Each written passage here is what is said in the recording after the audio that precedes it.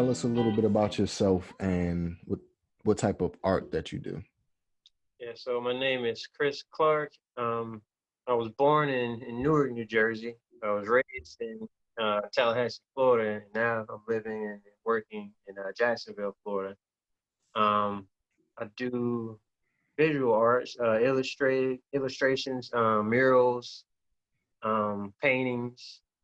Um, yeah, that's pretty much it. I like to work in portraiture and figurative works. Just like showing Black people and Black culture, and representation is real important to me. So I just try to make sure I get those images out there. That's amazing, man. Representation is definitely important in our communities.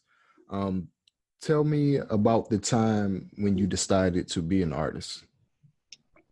Yeah, so I decided that a long time ago,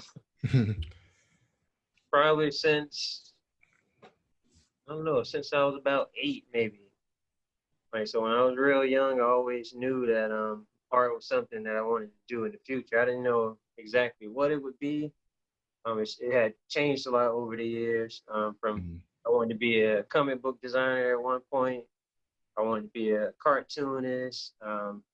When I was in my early teens or late teens, I had like a little fashion line. I don't know if you guys have ever heard of Miss King Originals. I Back think in I the day, have.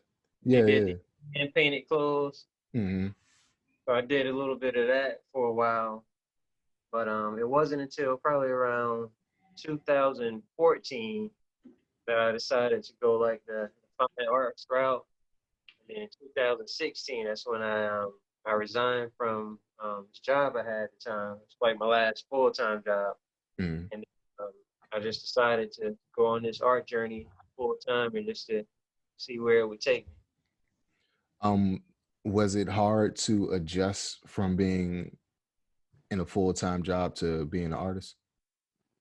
Um, I wouldn't say it was hard to adjust because like even though I was working, I was always doing art. That's one of the things that inspired me to resign. Like every job I've been at, like whether I was on break or not on break, like I was always drawing and working on something. So people Mm. would see that and they would always ask me like why are you working here? Like you should be working for Disney or you could be working for Cartoon Network or doing this or doing that. And so I don't know. I think the transition was smooth. It was still like it was just risky. Mm. It had family and like bills don't stop just because you want to follow your dream and stuff. So um, my thing was I knew that I had to treat it like it was a real job, like not Mm. just something like a hobby and stuff. So I took it seriously and like I went hard that year in 2016, and so it paid off. So I've been rising ever since. So what's the hardest part about being an artist? The hardest part, um, I would say probably just staying inspired. Mm. Um, and another thing would be for me personally, let's see how I put this. Like I don't know how other artists work. It's probably the same, but like I always have like 1,000 things like running through my mind. Hmm. So a lot of times I find myself just thinking about all this stuff, but not actually putting the thoughts into action. So one of the hard parts for me is just like focusing on something long enough just to like get it out. Like I have like so many series and different bodies of works that I want to do, and like I find myself trying to do everything at once, and then I kind of don't get a lot done. So just focusing on like one thing at a time. Yeah, I suffer from the same problem. Like, uh, I often forget about the great ideas that I had in the past because I'm Yeah. always working on something new. I just try to like write down certain things and give myself a certain timeline to complete these ideas. Yeah, that's another thing, time management. Because Mm. like you're at a job, like you got somebody telling you at this time you're gonna do this work, at this time you get a break, this time you Mhm. get a lunch break, and this time get back on the clock. So when you're doing it, you're doing your own thing, you know, you got that freedom, so you got to be real disciplined. So you don't have like somebody over you saying, "All right, get back to work." Absolutely. And another thing about being an entrepreneur is you have to put a lot more sweat equity and time into your own art rather than being at somebody else's, job or whatever. Yeah, it's much harder than any job I've ever had. 10 times harder. So how do you feel when you create certain pieces? um, and with my pieces, I try to draw from life. Like I always say that I always compare it to writing in a journal or writing in a Mhm. diary, except I do it on the canvas. So each piece is like a part of me, like a part of my life story. So like I have a strong connection with each one. Mm. Describe the process behind making murals. Man, so I never even thought of myself as a muralist before. I had a friend, he was opening up a Caribbean shop, like where he sells like just like um like Caribbean memorabilia, Mm. stones and crystals, incense, all that kind of stuff. And he asked me if I could do a mural in the front of his shop. I was like, I don't do murals. He was like, but you could draw, like you do all these paintings. I was like, well, I'll give it a shot. So I did the front of his shop. It was something simple, just like some stalks of bamboo. Mm. I had like the red, gold, and green in the background. And from there, another friend who has a dance studio for young girls, he saw it. He was like, "We did that. Can you do something in my studio?" I was like, "Well, yeah, I'll do it just this one time." And then after that, somebody else. So it's just kind of been like a domino effect. So I've done probably around 15 now. So Wow. I guess I can call myself a muralist, even though I still don't think I am. But my process is I don't know, it's a little unorthodox. Most people they like to start like with a rough sketch, like a mock-up sketch, and then Hmm. they go and put a grid on the wall so they can make sure they get the proportions right. But I mean, for me, I kind of just like to freestyle it. So a lot of my murals, I just freehand it, like no grid. Sometimes no sketch, just me and the wall and some paint. I know that's a little different from how most people do it. Mm. So it's basically like,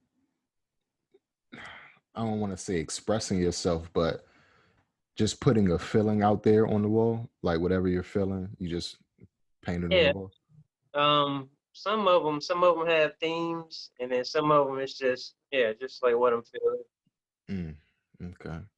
So what's the common myth about being an artist?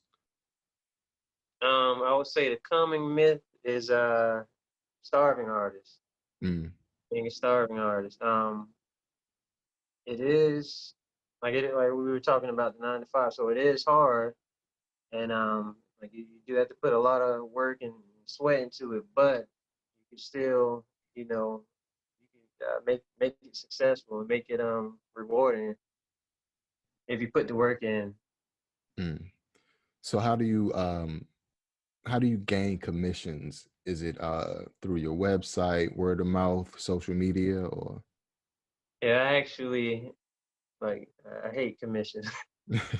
Yeah, that's my least favorite thing to do. But yeah, like social media has been like a great big boost to my art career. Like just being able to connect with people like around the country and like even around the world. So Mm.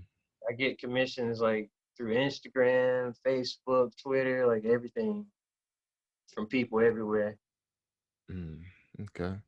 Um, do you have any people who helped you on your journey, like any mentors or anyone that you looked up to, you know, help progress your work as you were growing up? Yeah, I would say that's another great thing about social media and the power you have to connect with people. I would like in the past, like before social media, like I had like favorite artists and things like that, but I would have never dreamed of like reaching out to them and then them responding to me. Now, I just send somebody a DM and Mm. they comment right back. So I've been able to reach out to a lot of my favorite artists.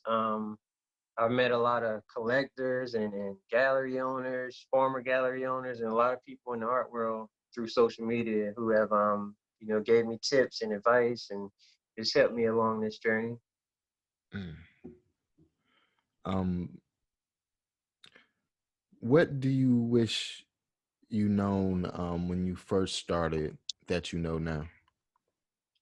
Um, it's a good question. Well, I will say when I first started, I was very, I don't know, I was very hesitant to like put my work out there. Mm, And I didn't think it was good enough. At the time, I was seeing a lot of realism work, and mm, I was a lot of attention and stuff. And my work is a little bit more graphic, and I just had my own style, and so I was afraid to put that out there. And I wish I wasn't afraid because now that I'm like deep in the art game, I see that creativeness and that uniqueness is what the art world is looking for.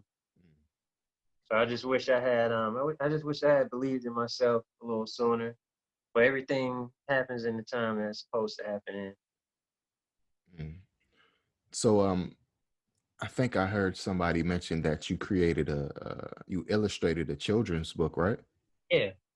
What was that process like, and what inspired you to create that? Yeah. So that book, it's called Glunda's Hair, and it was inspired by my oldest daughter. Mm, Started writing that book. It actually started out as a poem that I wrote just about her and her hair, mm, and I ended up turning it into a book. But I started it in 2013. I didn't actually like get it like published or printed until 2017. And with that, it was the same thing. Like I was just scared to put it out. Like I didn't know what people would think or how they would receive it. But yeah, it was basically about my daughter and her love for her natural hair and just her going on like daily adventures, like at the playground or around the neighborhood or mm. with her friends and stuff. But yeah, that I don't know, it was a pretty exciting process and experience. It was my first time ever writing a book and my first time ever illustrating a book too. So I learned a lot and I'm looking forward to coming out with a few more.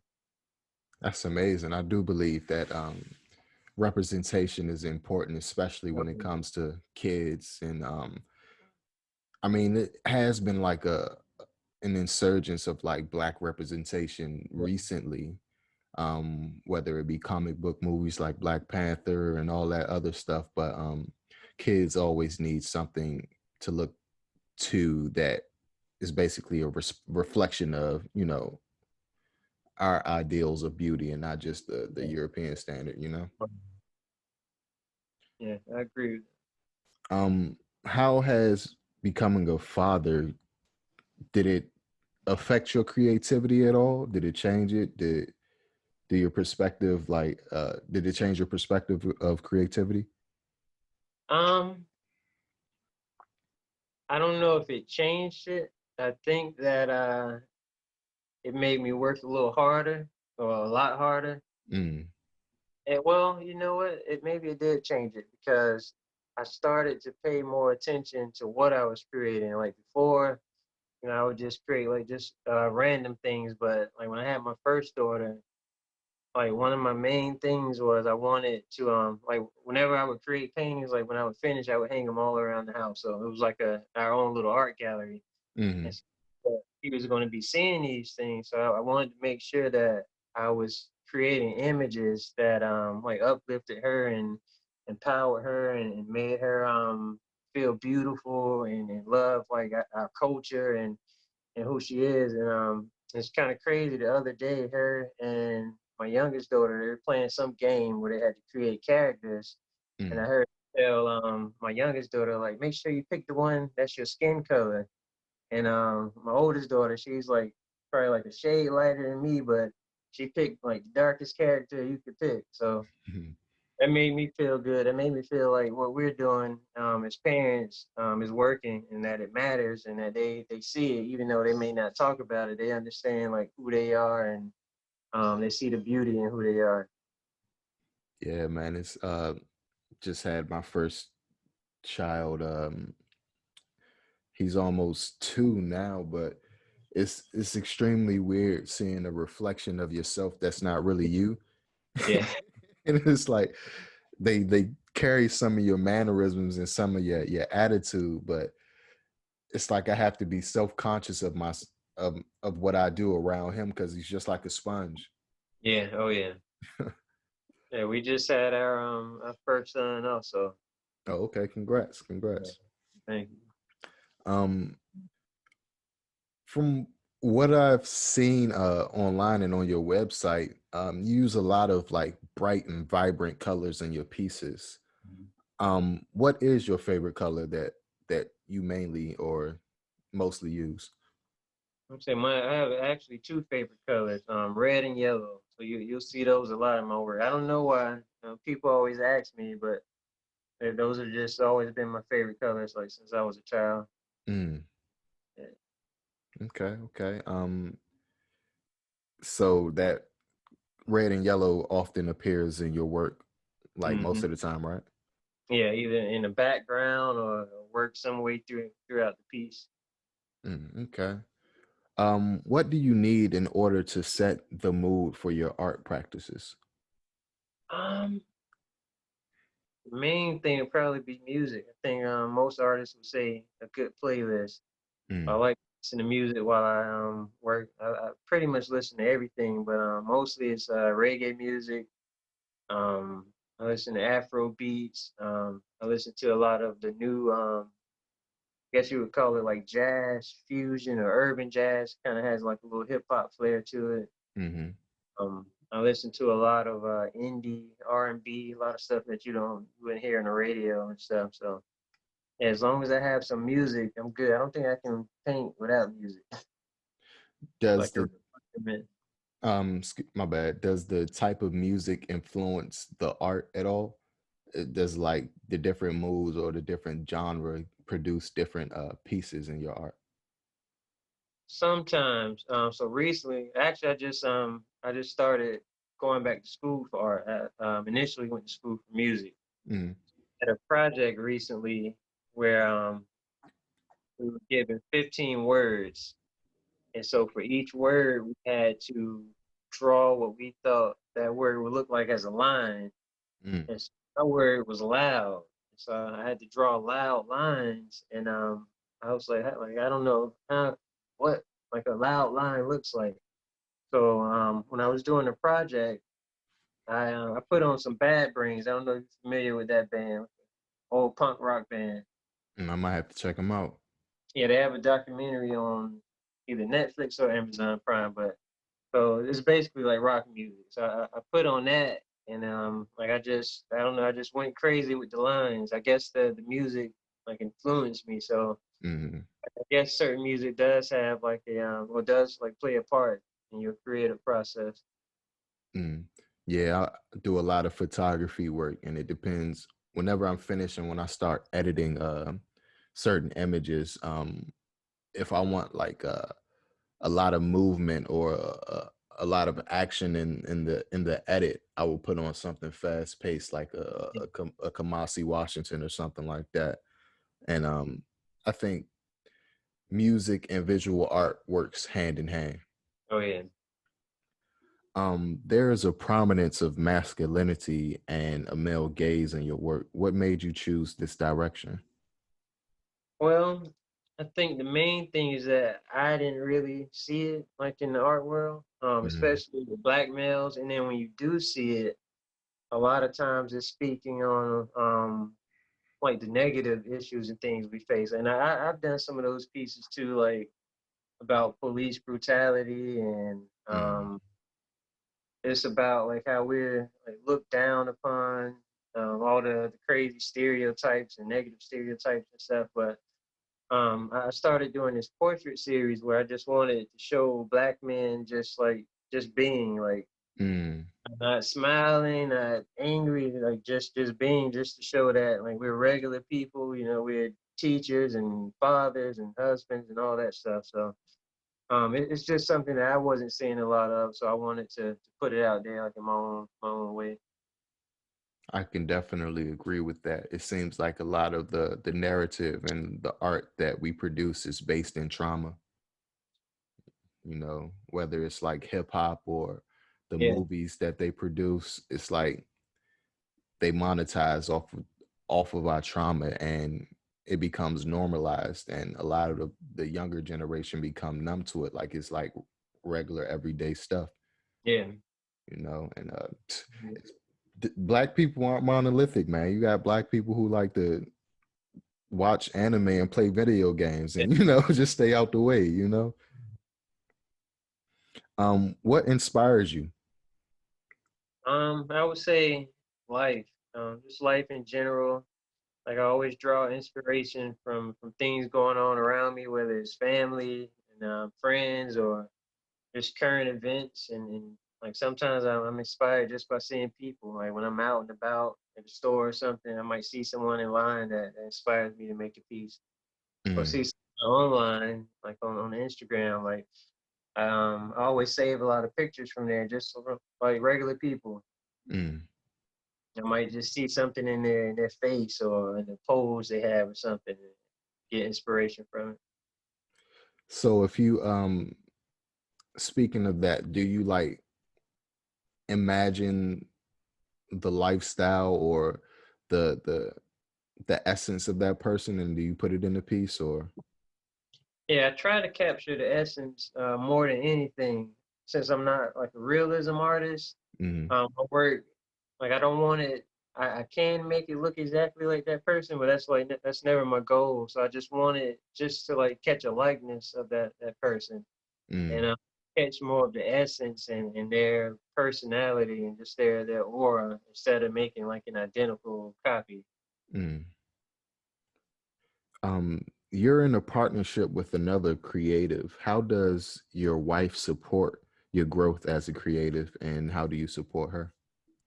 Yeah, so like all the accomplishments, everything I've like achieved this far, I probably wouldn't have done half of it like if it was not for her. Mm, I'm more of like a reserved person, the introvert in a relationship. So she's more like the outgoing, and so I've always had a hard time. I'm used to it now, but in the past, like I had a hard time talking about my art, like when I would be at shows and stuff, and people come and ask, "What is this piece about?" And that's where she stepped in, and she would mm, talk about the work.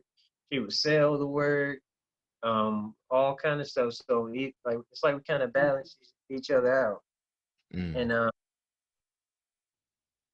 it's I think it's rare like to find someone who supports your dreams, any kind of dream you have, but especially if it's in the creative field or the arts, because those are generally looked at as not making a lot of money, or like you're not gonna be successful if you want to be an artist.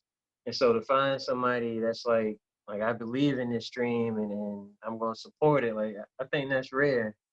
And mm, I don't know. I think I'm lucky, and then other people who are in creative partnerships are lucky to have someone like that who believes in you, who pushes you forward, and like who wants to see you win. And so my wife, she's not an artist, but she's into the creative field. She's more into arts advocacy. So mm, both help a lot of artists, a lot of young, inspired or aspiring artists with shows. They don't always know like how to get into shows, or like how to handle the business side. So that's where she comes in, and she's kind of like a manager to many artists, or like a arts agent in a way. mm, mm, Like like she's helped me a lot. Like even if she doesn't know it, like just her personality, I think, has rubbed off on me over the years. So I'm able to do interviews and like podcasts. Like before, I would have been like, nope, oh, I can't do it. But now it's like I've done it so much, and yeah, I think her personality, her outgoingness has rubbed off on me a lot.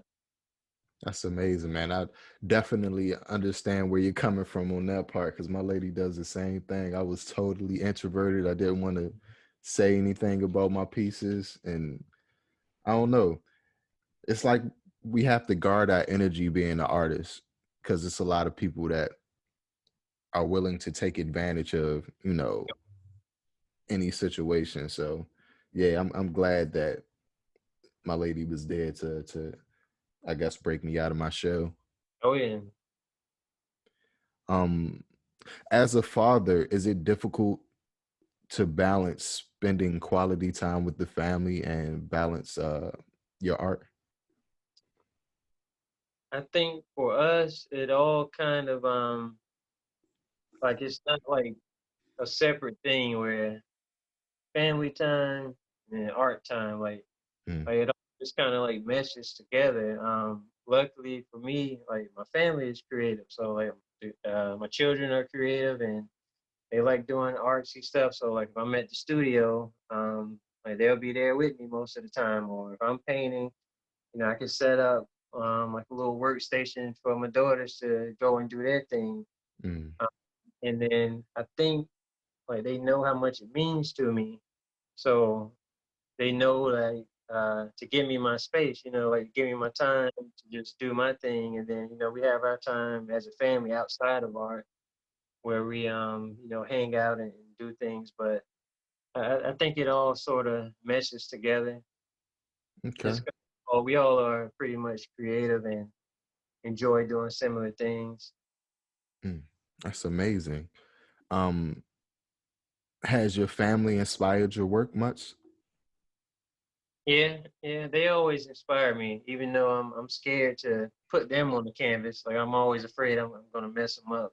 Mm, I actually did a piece last night, inspired by those Madonna and Child pieces. I mm, did it myself and my son. So yeah, they inspire me often. I've done a few pieces of them, but like I said, I'm always scared I'm gonna mess them up. So if I do a piece of them, it has to be perfect. yeah. How long does it usually take you to work on like a conceptual piece? Um, I have never really timed it, but I would say I'm pretty fast. I work in acrylic paint mostly.